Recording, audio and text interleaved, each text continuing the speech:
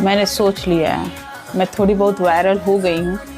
तो दोस्तों, जब से खेसारी लाल यादव और स्मृति सिन्हा एक इवेंट में दिखा है तो भाई तब से कह सकते हैं खेसारी लाल यादव के फैंस इस वीडियो को खूब ज़्यादा वायरल कर रहा है। और वायरल करने के बाद स्मृति सिन्हा, आप लोग देखें क्या कुछ बोली।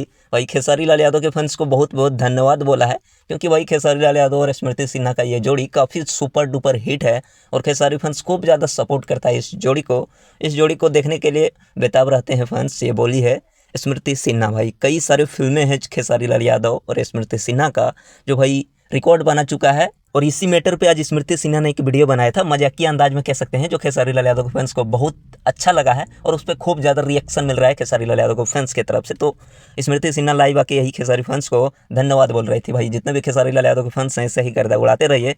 खेसारी लाल यादव के बैक टू बैक गाने अभी आने वाले हैं, जिसके बारे में आप लोगों को नेक्स्ट वीडियो में बताएंगे।